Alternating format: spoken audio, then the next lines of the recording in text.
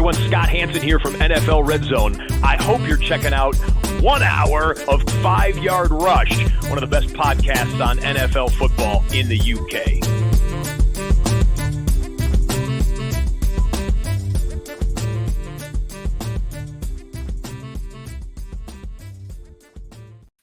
Good morning, everybody, and welcome to a new show I'm going to start putting out called Good Morning Fantasy Football. The idea is these are supposed to be quite short, sharp 15-minute shows to kind of just get you going with your day.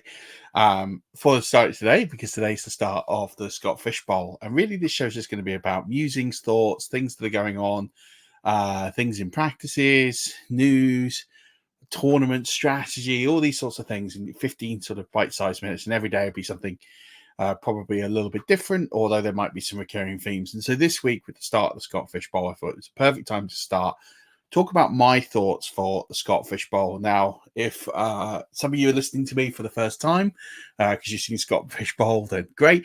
My name's Murf. We've been podding here on 5 Yard Rush for about 7 years now. I think we're closing in on 850, 900 episodes. I've honestly lost count. And I write for Fantasy Pros. I write for Pro Football Network, and I've published 3 fantasy football guides and bits and pieces. So been around the block a bit, been on a lot of podcasts as well over the years. And so welcome. Thank you for giving us a chance. I always appreciate it. We do have our flagship show. We have some great guests. Go back and view some of the content that we've put out over the years, especially most recently as well. So let's get started, because I want to keep this quite short. The Scott Fish Bowl starts today. For most people, some people have had their live drafts already, and if you have, congratulations. I hope they were great, and I hope you had a lot of fun. I saw the pictures, and they're absolutely brilliant. Some are drafting in the London live at the end of the week for UKFFC. And if you haven't bought your tickets, make sure you go buy your tickets to that ASAP. But for those of you that are kickstarting the slow drafts, most of them kickstart today. So I thought, what a good time to put some content out. And if you're not in the Scott Fish Bowl, this episode might not be for you. Tomorrow will be very similar, analysing first day's ADPs and thinking about where you might be in your drafts and some picks to analyze on. So I thought what I'd do is I'd look at some players, and I'm going to put this in inverted quotes if you're watching this on the YouTube, busts. Now, when I say bust, I'm not saying that they're going to bust. I say they're busting at their current ADP. This is the ADP that has come from goingfor2.com. So this is mock data. What I would say with this is a lot of these players are players that are not really falling in the live drafts from the data I've seen. But we'll analyze a lot of that tomorrow once we've got more data in there. So I'm only going to cover the first 11 rounds of this, because I think that's kind of all we need to know. I don't think you can really have a bust after 11 rounds. I think you get what you get at that stage. In round one, the player I'm not taking in round one is Sam Laporta. Now, it's not to say I don't think Sam Laporta's not going to have a good season. I think he's going to have a great season. I think he's going to be the tight end 2. I have Kelsey over him in ranks. The first downs and receptions kind of just nudge him over the edge. I just think there's going to be a bit of a change to how Detroit will operate. The story's out on Detroit. Coaches will look at how they were effective last year, defensive coaches, and will try and nullify that. And I think what you're going to see is just a slight tapering, not a huge amount. I still think he's the tight end 2. I'm not saying it projecting that he's going to fall off a cliff, but at the back end of the first round for me, you can't take him.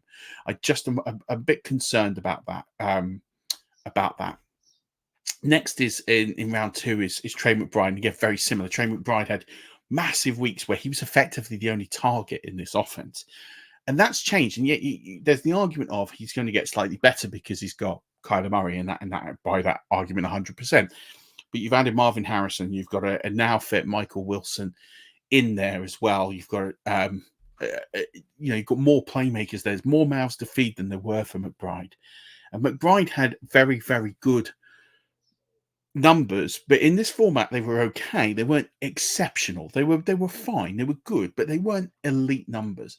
And things that hold him back are things like the first downs. He scraped to 40 first downs. I can't see him getting to that number again this year with more mouths to feed in that offense. So I'm at McBride at tight end 6. My people in this format, and people might say that's a bit low. I understand that. You've got to go your gut. In these tournaments, you've got to do with what you think is right. I'm putting out there what I think and looking at how the offense is going to run. And we had Jim Coventry break down this offense quite nicely on our show 2 weeks ago. So I'm there. I'm just not quite there on McBride. In round 3, I've got 4 players: Barkley, Kincaid, Harrison, and Pitts. So we'll start with Harrison because it's a lead on to the last point. Harrison is massively overinflated. I don't think there's a way in which Marvin Harrison hits his ceiling. Again, we talked about this with Jim Coventry less than 2 weeks ago, so go back and listen to that show. But ultimately, I just don't see a world where he hits his ADP. For him to hit his ADP, he's going to need 1,500 yards, and that's not going to happen in this offense in his rookie year. I just don't see it. I think the ball's going to be spread around a bit more. I think you're going to see Trey Benson probably get some receptions out of a backfield that didn't really get many last year. McBride is there. Michael Wilson's fit. He had a pretty good season. He's a big sleeper in this format. So I would, be focusing on him. I just think at price, Marvin Harrison is not going to reach the heights that he is. I think he's going to be an exceptional player. Don't get me wrong. I think he's going to be a brilliant, brilliant player. But he's not somebody I'm in at this price in this format. Saquon Barkley is exactly the same. Saquon Barkley in this format is just a bit of a dud. I have him sort of around about the bottom end of the RB1 conversation. I think you're going to Philly, traditionally a team that doesn't have a bell cow back. You've got the story of the touchdowns are going to get vultured by Jalen Hurts in that offensive line. I think you're going to have, and yeah, I know Kelsey's not there. There's the argument they might not be as good. I think they're going to be fine. And then you've still got a lot of competition for targets, and it's the targets that really elevate players in this particular scoring format. And I just don't see that coming up for him. So I'm out of Barkley at price in this format. Kincaid's another one. I've got him at tight end 8. Now, I had a big chat in the fours group, the 104s group, and a lot of people were quite shocked with how I put it. I have a very even target distribution in this offense. I actually have Kincaid as the leading target man in this offense, but it's not a huge. It's not a huge number. It's 102. I've got him on. I've got Coleman at 90, Samuel at 90, Shakir at 80 targets, Kincaid at 102, Cook's getting 63, Knox is getting 45. It's a very even distribution. On that distribution, I project that maybe Kincaid might get to 40 first downs. 40, 41 is kind of that sort of number. I'm not seeing those elite numbers. And the problem is, I think Keon Coleman's going to come along slowly. So you haven't got a genuine field stretcher in this offense. Samuel's not a genuine field stretcher from what we've ever seen. Coleman, I think, is going to take time to adjust at this level. And then all of a sudden, I think everything's going to go to Shakir early on. And I think Kincaid's obviously going to get a fair bit. I think his ADOT increases, but I think the bottom line we're seeing here is I just don't see that elite level of tight end performance. So again, tight end 8 is where I have him, but I don't see him sort of breaking into those upper echelons there. So I'm just a bit concerned. And Kyle Pitts, very, very similar story. I don't have Kyle Pitts. I think, again, you can talk about the story of increased offense, and I get that. I have him at tight end 10 in this form. Tight end 9 in this format. Again, I can tell the story of the offense is better. They got a QB now who can throw the ball, and that's great. And they got a new OC who knows a bit more. I get that. It's also a lot of mouths to feed. You've got Bijan in there. You've got Drake London in there. I think there's just a few too many players. Again, I'm seeing a more equal target distribution there, and I think that's going to hurt Pitts. So again, at cost. So moving into round 4, Drake London's there again. I just think he's overpriced. People are overhyped. We don't even know how fit Kirk Cousins is going to be. And Kirk Cousins is a player that we have to be a bit careful of, just in terms of his injuries, Achilles injury. So I'm just a little cautious at price on Drake London. I love Drake London. He was my favorite wide receiver in that draft. He's a player I have immense respect, talent for. I think he's an incredible player. In a lot of formats, I'm quite happy to take a punt. In this format where you're chasing ceiling, I'm not sure. So for me, I'm out.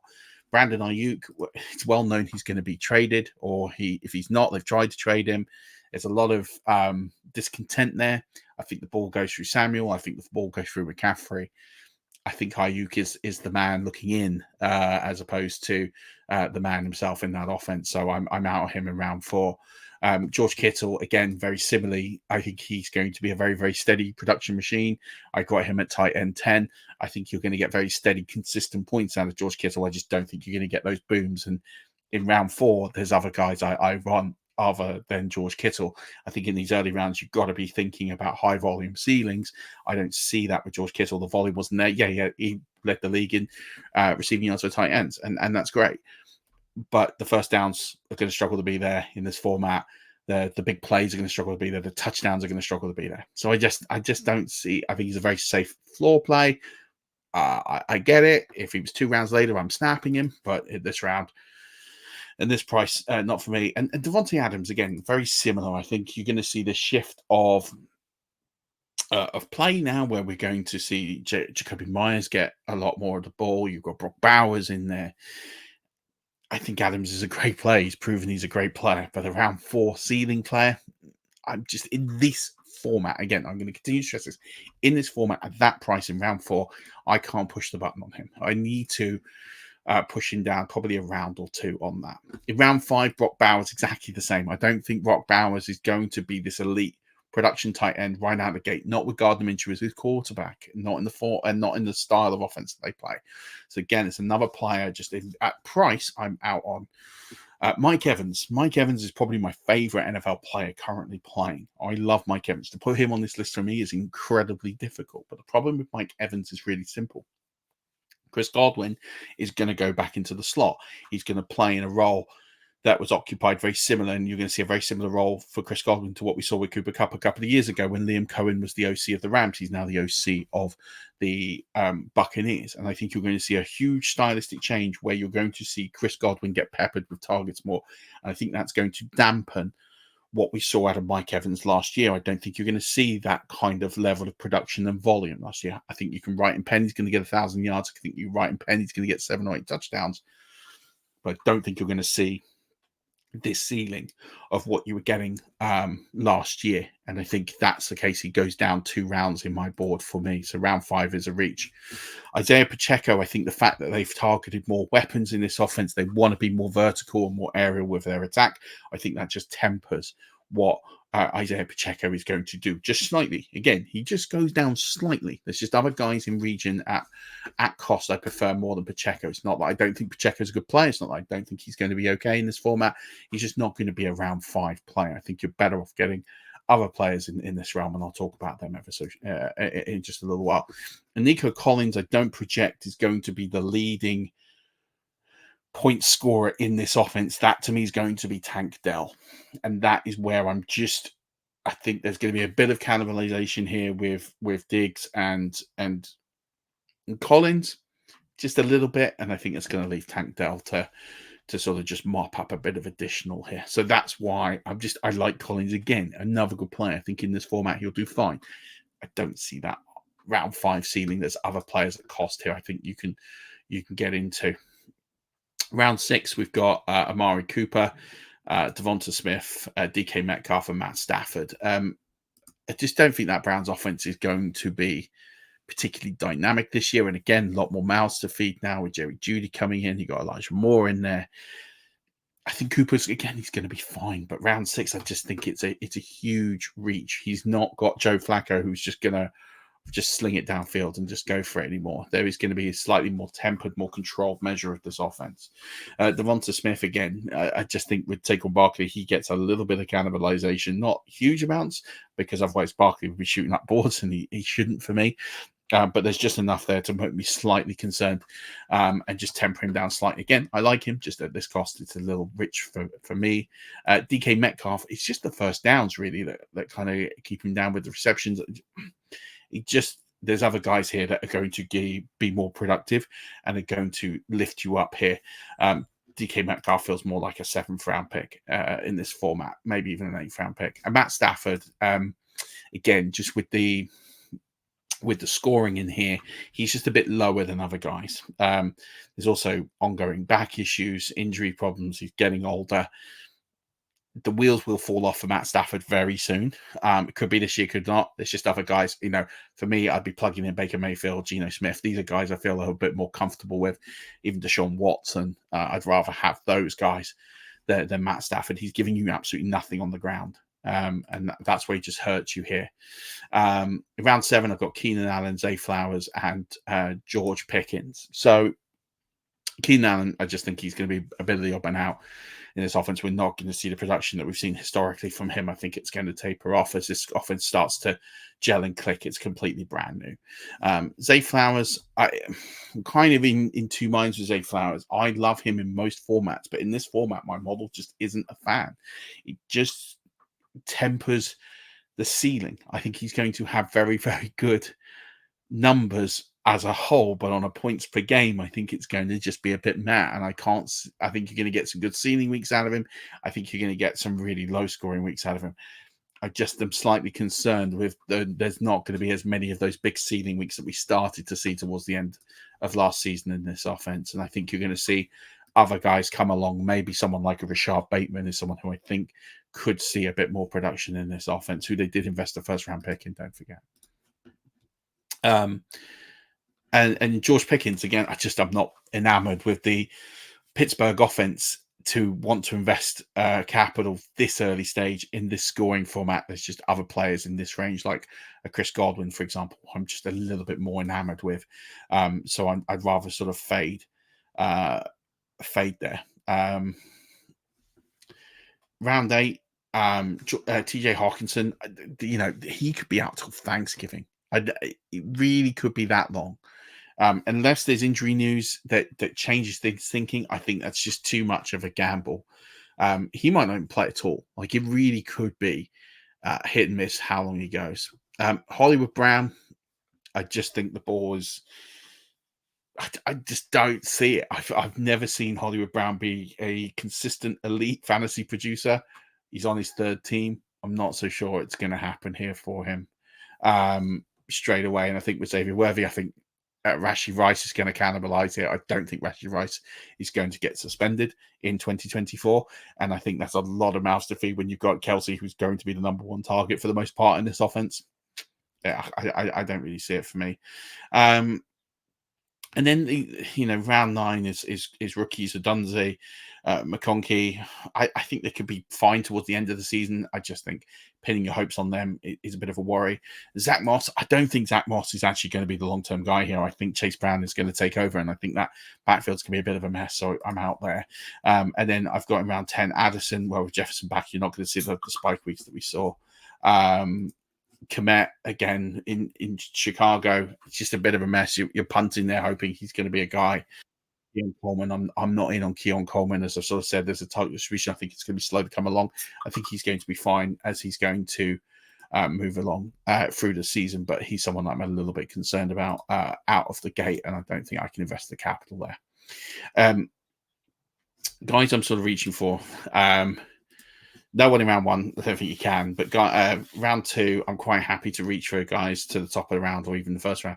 Guys like Kelsey, St. Brown, Dak, I think all of those are the elite performers in round 2 that are going. So quite happy to really sort of move them up boards. Kyren Williams and Jaden Daniels are players I'd happily take in the second round. They're going in a 3rd round ADP. I feel like both those players are set to have big performances this year in Scott Fish Bowl. Derrick Henry in round 4, consistent performer in all these metrics. He's going to be a consistent performer again. He's always produced that elite volume. I think it's a good fit for him in Baltimore. He's a 4th round ADP. I'm quite happy to reach around for him. In round 5, I'm looking at Michael Pittman Jr. with Shane Steichen and Anthony Richardson. I'm looking at Deebo Samuel, who I think Brandon Ayuk fades to the background. Both those guys you can reach around or 2 quite comfortably on, and those guys are going to be really good, solid picks for you. In round 6, I've got James Cook, Alvin Kamara, and I've got Walker there as well. Both of those guys, I think you can easily reach 2 rounds for. All 3 of those guys, I think, are going to put in really, really good, solid performances for you this season in Scott Fish Bowl scoring. Round 7, James Conner, I think, probably one of the best steals of this draft. If he's available in round 7, I think you've got to reach and get him. I think you've got to really, really think about that, because I think with his volume, if he stays injury-free, he's going to be potentially a very, very strong performer for you. Deshaun Watson, I think, is going to be better than some of the other guys going in round 5 and round 6, so I'd be quite happy to reach him a little bit. And Tank Dell, we talked about, I think is going to be the lead point scorer of the wide receivers in this offense. I'm quite happy to punch his number earlier than round 7 if I can get him. In round 8, again, I've got Chris Godwin and I've got Jonathon Brooks. Both those guys I'd reach up 2 rounds for, but both of those, Jonathon Brooks is looking more and more likely he's going to be ready for the start of the season. And I think you're getting an injury discount on him right now, and I'd be quite happy to pay the price tag on and reach a little bit more on Chris Godwin. I think he's going to outperform Mike Evans, so I would almost swap their ADPs. Round 9, Shaheed is up there, and he was the overall top 5 in scoring last year in this format. Again, nothing really changes. I think that offense is very similar to how it was 12 months ago, even with a new OC who I think could even go more vertical and give Shaheed more of the ball. Yeah, I'm all in.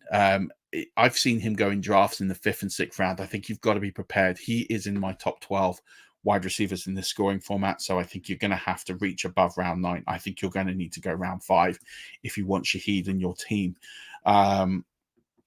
And I've got Nick Chubb in there. I think Nick Chubb is returning to health, and I think you're getting a really good injury discount on him. The Warriors, does he stay fit? But in round 9, if you get in round 8, round 7, I'm still quite happy to push the button there, absolutely, on him. Round 10, I've got Jaylen Warren. I think Jaylen Warren is going to usurp Najee Harris, and I think he's going to be the lead back in that offense. I think they're going to run the ball a bit more. It'd be a bit more of that. We saw what Arthur Smith does. We've seen it before. He ran a lot of Bijan. He ran a lot of Tyler Algier. I think you're going to get a lot of that, and I think you can feel pretty confident taking Jaylen Warren now. I'm quite happy to reach by a couple of rounds. And the same with Geno Smith there. I'm quite happy to reach on him. And that's really taking us through the first sort of 10 rounds of the Scott Fish Bowl. So I feel quite confident that most people starting slow draft aren't going to get too far past that today. So I feel like that gives you a good bit of context. And I'll just finish you up here with my tiers here. So my top 12 running backs are McCaffrey, Robinson, Hall, Taylor, Williams, Gibbs, Henry, Etienne, Mixon, White, Kamara, and Achane. My RB2s are Barkley, Walker, Cook, Jacobs, Pacheco, Spears, Connor. In fact, Connor's wrong. Connor should be up 4 spots on here. Stevenson, Brooks, Warren, Pollard, Robinson. And then I've got Swift, Chubb. Again, Chubb, I think I'm putting a bit of an injury on there. I could see him easily eclipsing into the RB2s. Montgomery, Gus Edwards, Zamir White, Aaron Jones. Just in this format, doesn't really seem to play out well for him. Raheem Mostert, Devin Singletary, Najee Harris, Javonte Williams, Antonio Gibson, Rico Dowdle. And that's kind of where I'm sitting for the top 36 running backs. And wide receivers, my top 36 wide receivers are as follows. CeeDee Lamb, Tyreek Hill, Amon-Ra St. Brown, Justin Jefferson, Jamar Chase. I have Shaheed here at 6, Nakua at 7, Brown, Pittman, Samuel, Wilson. I have Marvin Mims as a player I've not talked about because he's past round 10. If you can reach up into the 6th, into the 7th or 8th round and get Marvin Mims, push the button. I have him as my wide receiver 12, and that's a lot of it to do with the kick return scoring. My wide receiver 2s are Chris Olave, DJ Moore, Cooper Kupp, Tank Dell, Chris Godwin, Devontae Adams, Jalen Waddle, Drake London, Stephon Diggs, Marvin Harrison, at 22, Malik Neighbors and Nico Collins. And then my wide receiver 3s are T. Higgins, DK Metcalf, Mike Evans, Rashee Rice, Jaden Reed, Deontay Johnson, Brandon Ayuk, Devontae Smith, Terry McLaurin, DeAndre Hopkins, Calvin Ridley, and Christian Kirk. And that's where I am with my top 36. I'll put all of these in the show notes so you can see them. Tight ends, I'll just do the tight end ones. Kelsey, Laporta, Andrews, Ingram, Njoku, McBride, Ferguson, Kincaid, Pitts, Kittle, Freiermuth, and Brock Bowers. And that's where I'm at with all of my players, all my rankings. That should get you through day 1 of the Scott Fish Bowl. Tomorrow on Good Morning Fantasy Football, I'll do some analysis on the picks so far. I'll share my team. I'll share a little bit more around what the ADPs are looking like, so that those of you that are a bit more behind will have a good opportunity to get some good views and really see the playing field a bit better.